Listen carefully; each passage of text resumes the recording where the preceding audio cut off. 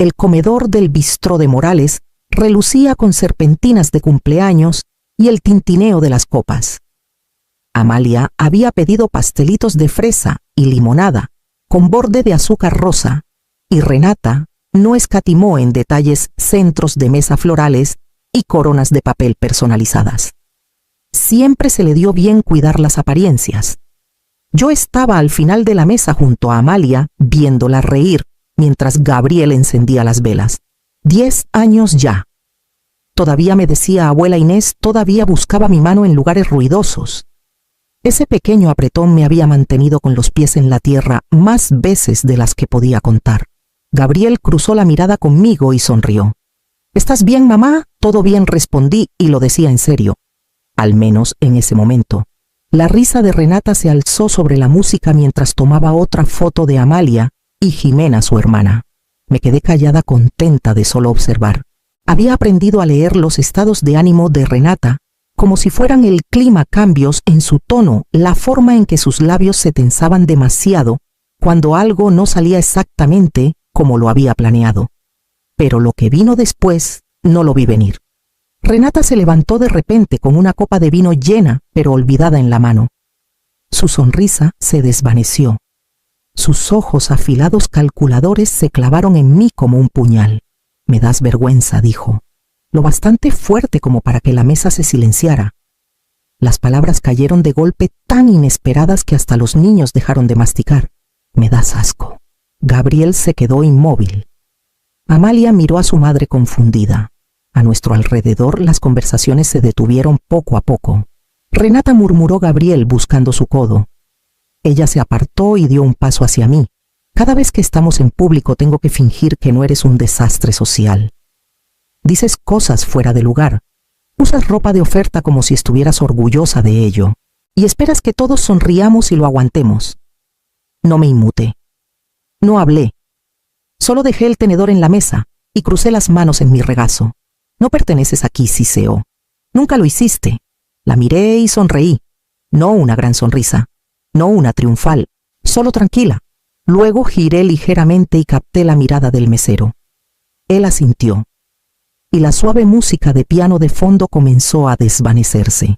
El comedor no sabía qué hacer con el silencio. Por un momento solo flotó ahí, denso, incómodo, incierto.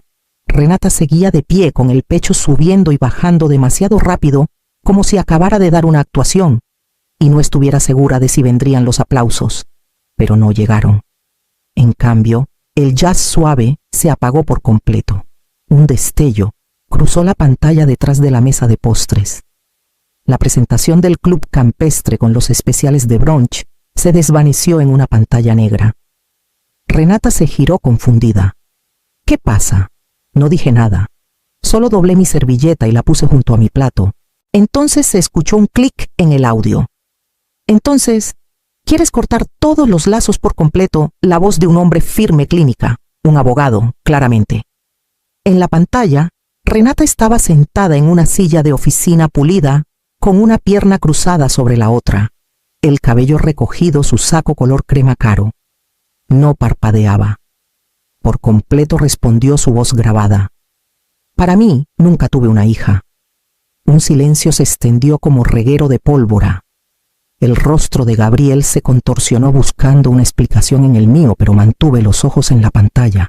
«¿Qué es esto?», dijo Renata, ahora girando hacia el mesero, hacia mí, hacia las caras atónitas de familiares y amigos que se habían reunido para el pastel de cumpleaños de una niña de 10 años y encontraron algo completamente distinto, un reflector. La voz del abogado continuó. «¿Entiendes que esto significa no tener ningún derecho legal a contacto o visitas?» «Bien», respondió la voz de Renata. «Tal vez eso le enseñe que las acciones tienen consecuencias». Renata intentó tomar el control remoto de la mesa, pero Marcos el mesero se interpuso con suavidad, colocándose entre ella y los controles como lo habíamos ensayado. Su rostro palideció. «No, no, apáguenlo», dijo. Pero nadie se movió. Amalia se inclinó hacia mí susurrando. «Abuela», toqué su hombro suavemente. «Todo está bien, pequeña». Renata retrocedió, tambaleándose, aferrándose al respaldo de la silla de Gabriel. «¿Qué es esto?», ¿De dónde sacaste esto? Pero no respondí. Solo observé cómo sus rodillas comenzaban a doblarse, cómo el peso de sus propias palabras la arrastraba al suelo. Ella se desplomó sobre el mantel, una copa de vino volcada, rodando el rojo derramándose como una mancha de consecuencias. Estaba podando las hortensias junto a la cerca trasera, cuando Dora se asomó por el seto, con el sombrero de sol ladeado, la voz baja, como si fuéramos adolescentes chismeando en una pijamada. Ayer vi a Renata en el centro, dijo con un brillo en los ojos, saliendo de Sánchez y Torres. Hice una pausa. El bufete de abogados asintió. Derecho familiar. Mi prima trabaja en recepción ahí. Dijo que Renata parecía tensa. No era la vibra de gala benéfica de siempre. Me reí por cortesía. Luego anoté mentalmente el nombre del bufete. Me dije que no debía hacer suposiciones, pero las suposiciones ya se estaban formando solas. Esa noche no pude dormir. No dejaba de pensar en la sonrisa de Renata, en la ceremonia de premios escolares de Amalia, la semana anterior tan perfecta y pulida, como si no tuviera nada que ocultar. Había pasado años observando esa sonrisa suya cortés, de labios cerrados mecánica. A la mañana siguiente me encontré en la mesa de la cocina con mi laptop abierta. Miré el sitio web del bufete. Luego abrí una nueva pestaña y busqué algo completamente diferente.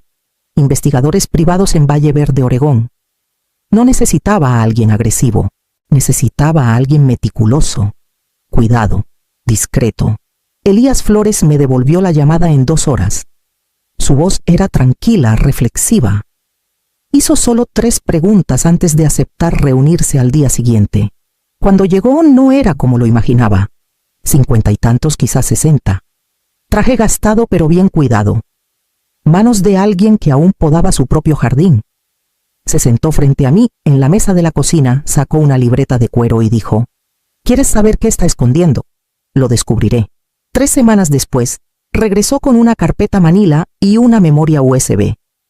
Tal vez quieras sentarte, dijo. Hay más de lo que crees. Abrí la carpeta lentamente. La primera página, una petición legal. Terminación de derechos parentales. Tuve que leer la fecha 2 veces. Hace 15 años. El nombre de la niña era Mariana Rivas. 15 años. La abandonó, susurré. Voluntariamente, sin orden judicial, sin pelea por la custodia. Solo se fue. Miré los documentos otra vez con las manos temblando. Ella le dijo al tribunal que no quería ser contactada. Nunca. Dijo que interferiría con su nueva familia. Cerré la carpeta y me quedé inmóvil por un largo rato, como si el silencio pudiera protegerme de lo que ahora sabía que apenas era el comienzo. Elías deslizó la memoria USB sobre la mesa como si pudiera morder. «Esto querrás verlo a solas», dijo. Asentí, pero no me moví. Mis dedos se quedaron en la carpeta congelados, como si al sostenerla pudiera evitar que todo dentro se volviera real. Le dijo al abogado que no quería que la niña la contactara. Nunca usó la frase corte total. 15 años, murmuré. Tenía 15. Elías se recostó observándome en silencio. Su nombre es Mariana Rivas. Su abuela tomó la custodia después de que Renata la abandonara. Pero ella falleció 2 años después. Luego, casas de acogida. Mi estómago dio un vuelco. Ahora tiene 23. Trabaja de guardia de seguridad por las noches y en una cafetería los fines de semana. Estudia en un colegio comunitario. Lo intenta, pero está sola. Abrí la carpeta otra vez. Había una foto escolar Mariana, tal vez a los 17. Los mismos pómulos altos que Renata. Ojos cafés suaves pero cautelosos. Parecía alguien que no esperaba que nada bueno durara. No tiene idea, continuó Elías. De Gabriel, de Emiliano. Cree que su madre está muerta. Levanté la mirada de golpe. Muerta hay más en la memoria. Pero en resumen, alguien le dijo que Renata murió en un accidente automovilístico. Incluso tiene un certificado de defunción. Lo falsificó, asintió una vez. Fingió su propia muerte. Para su hija. Por un segundo no pude respirar. El aire parecía haber sido succionado de la habitación. No quería ninguna posibilidad de ser encontrada, dijo Elías. Quemó todos los puentes, documentos, números de teléfono, todo. Cerré la carpeta con cuidado como si fuera algo frágil. Lo siento, señora Morales, dijo Elías levantándose. He visto mucho, pero este caso, se me quedó grabado. Se fue sin pedir el pago. Dijo que me enviaría la factura después. Esa noche cerré la puerta principal, corrí las cortinas y puse la memoria en mi laptop. Vi a Renata sentada frente al abogado, con los brazos cruzados, los ojos fríos. Su voz tranquila, deliberada. No quiero que sepa dónde estoy. Quiero un corte limpio.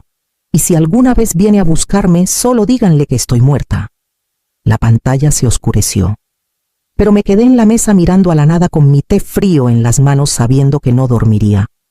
Los días después de ver el video se volvieron borrosos. Seguía con la rutina: doblar ropa, regar las plantas, contestar las llamadas de Amalia, con una sonrisa. Pero nada se asentaba dentro de mí. Ya no. Le pedí a Elías que siguiera investigando. Necesitaba más que un documento, más que un nombre. Necesitaba el contorno de su patrón. No le tomó mucho.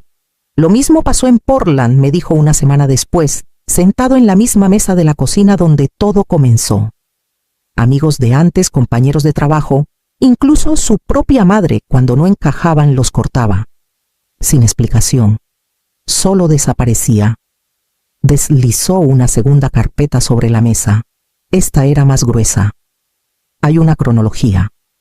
Su primera relación terminó de golpe, dejó al hombre sin decir una palabra. Se mudó al otro lado del estado con un nuevo nombre en algunas de sus facturas. Mariana aún era una toddler. Cambió su nombre, a veces solo el apellido, a veces solo la dirección, pero siempre limpio, sin solapamientos, sin desorden, cualquiera que supiera demasiado fuera. Abrió la carpeta en una página de notas. Incluso la historia sobre sus padres. Les dijo a tu familia que habían fallecido, verdad asentí. Ambos están vivos. Su padre vive en un asilo. Su madre está en Spokane. Lo miré intentando que mis manos no temblaran. Y nunca han conocido a Gabriel.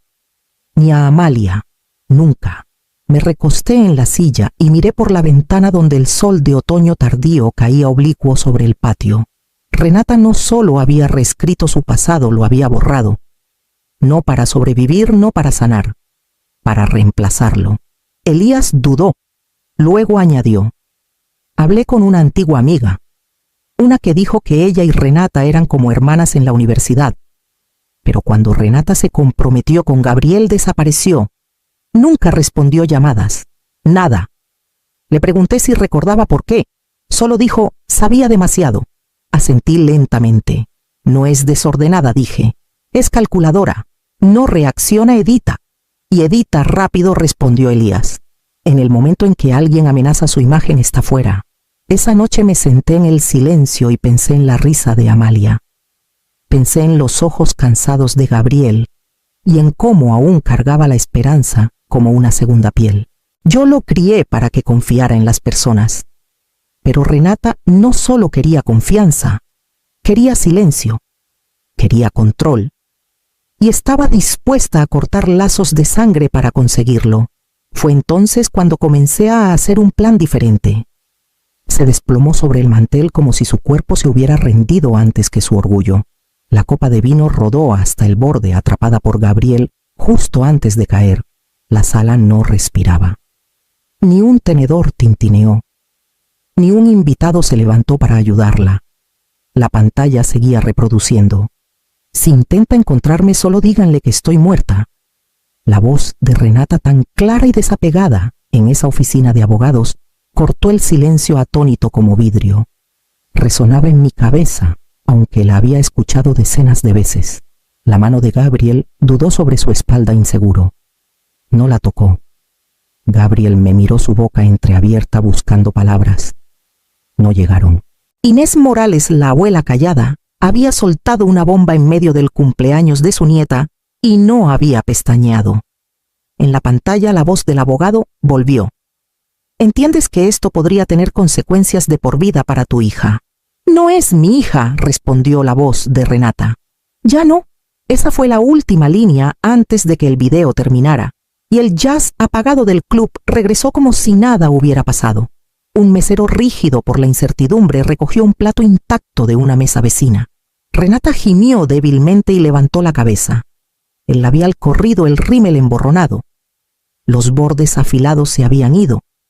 Lo que me miraba no era la mujer que había pasado años ensayando la perfección. Era algo vacío. Apáguenlo volvió a raspar, pero ya estaba hecho. Al otro lado de la mesa, Amalia se aferró al brazo de su padre. Papá susurró: «¿Quién es Mariana?». La cabeza de Renata giró hacia su hija. Gabriel se puso de pie lentamente. Su silla raspó contra el suelo de madera fuerte en el aftermath. «¿Es cierto?», preguntó voz baja, pesada. «Le dijiste a un tribunal que nunca tuviste una hija». Renata parpadeó. «Gabriel, no entiendes». Él levantó la mano. «Entiendo más de lo que nunca quise». Me levanté, doblé mi servilleta y la puse en la mesa. «Lo siento, Amalia», dije suavemente girándome hacia ella. Nada de esto debería haber pasado hoy, pero tenía que pasar. Gabriel me miró con un peso diferente en el rostro. No enojo, reconocimiento. Renata presionó ambas manos contra sus sienes, los ojos saltando entre nosotros, como si aún pudiera revertir algo. Pero no había nada que manipular. Y en el silencio que siguió, supe que el próximo golpe no vendría de mí. Todo empezó la mañana siguiente. Mi teléfono vibró poco después de las 7. La voz de Clara ya estaba tensa cuando contesté. «Mamá, ¿qué pasó anoche?». Podía escuchar el tráfico de fondo, estaba caminando, quizás paseando. Renata me llamó llorando. Dijo que la emboscaste, que has estado intentando destruir su matrimonio por meses. Estaba en el fregadero de la cocina con el café a medio tomar. ¿Y tú le crees? Sonaba devastada. Dijo que contrataste a alguien para hurgar en su pasado, que mostraste un video privado frente a Amalia. Dijo todo eso, pero no porque existía el video. Clara se quedó callada un instante de más. Dijo que lo de Mariana era complicado, dijo finalmente.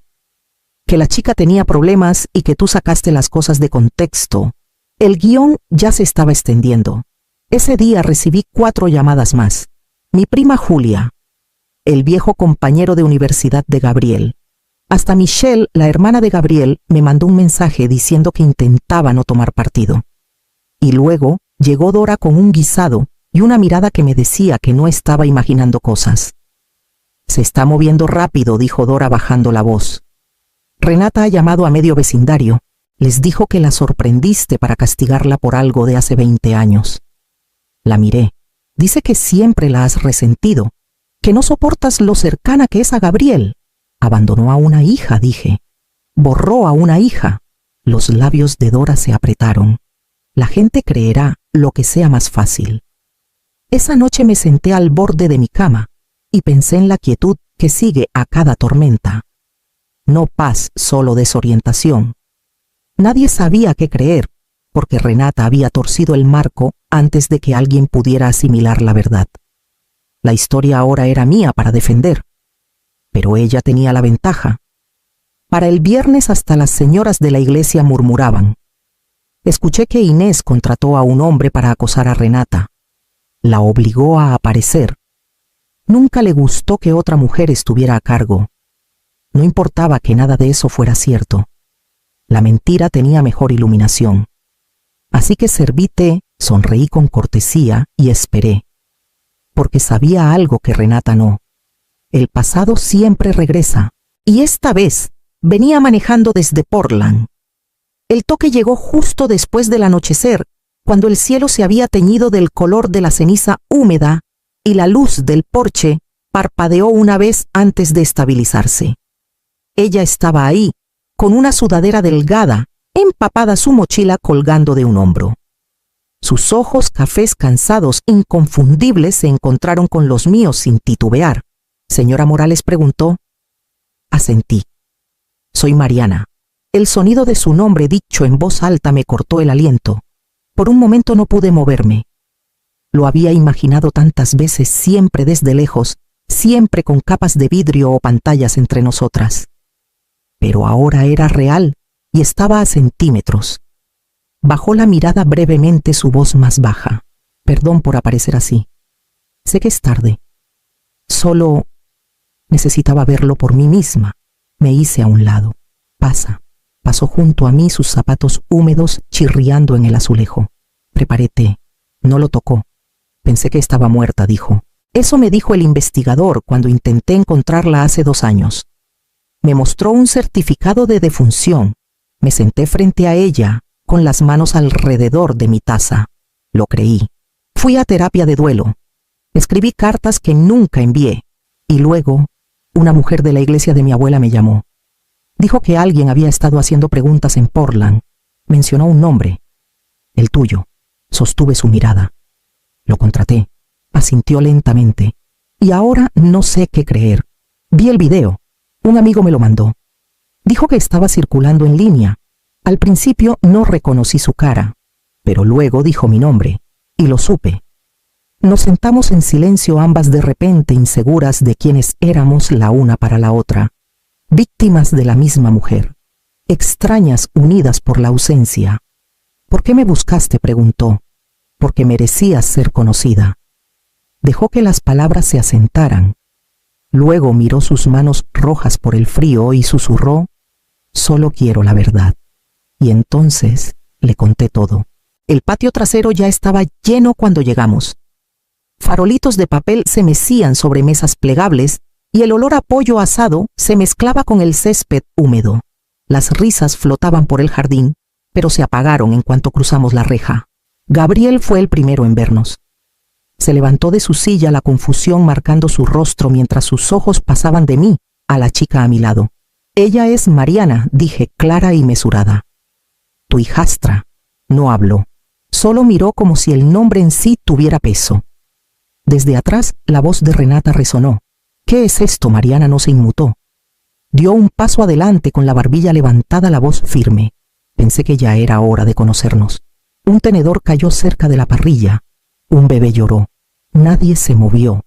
La mano de Renata apretó su copa de vino, los nudillos pálidos. No perteneces aquí. Es tu hija, dije. Siempre perteneció. Emiliano se levantó de un banco junto a la fogata. Sus ojos saltaron entre ellas, su madre, esta chica, con sus pómulos, su mandíbula. ¿Tú eres? Mi hermana preguntó en voz baja. Media, respondió Mariana, y luego añadió, pero sí. Caminó hacia ella lentamente como si el suelo se hubiera vuelto incierto. ¿Te pareces a papá?, dijo. Mariana sonrió levemente. Tú también. A nuestro alrededor el silencio se rompió en susurros dispersos. Las sillas rechinaron. Las caras se giraron.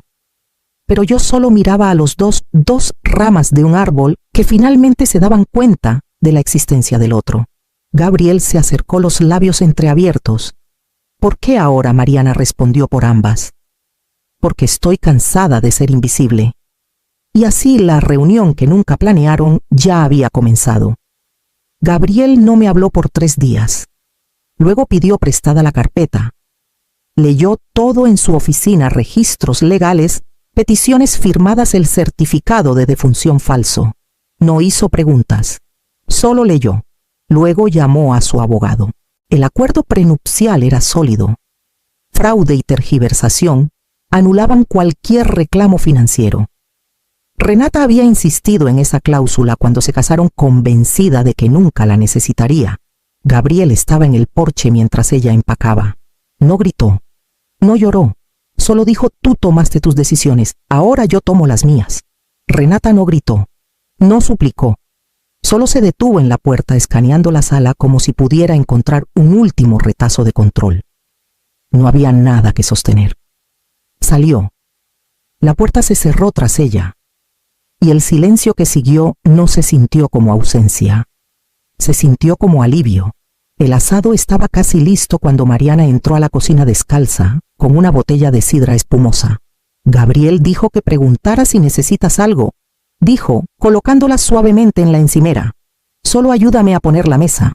Se movía con facilidad ahora, como si este siempre hubiera sido su ritmo, doblando servilletas, contando sillas, deteniéndose solo para probar la salsa cuando asentí.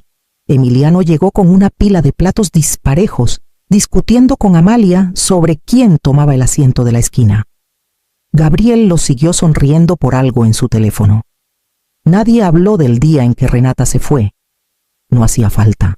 Mariana encajaba como si nunca hubiera faltado. Ella y Amalia tenían sus propios chistes internos. Emiliano la llamaba Mari. Gabriel la ayudaba con sus libros de texto después de la cena. Ella pertenecía no porque le hiciéramos espacio, sino porque el espacio siempre había sido suyo. Me quedé un momento atrás, observándolo reunirse, viendo las risas surgir sin dudar. Renata había intentado curar la perfección. Pero esta cosa desordenada, marcada, sanada en conjunto, era real. Y mientras nos sentábamos a comer con las manos rozando, las voces alzándose, supe que esta mesa no solo estaba llena, por fin estaba completa.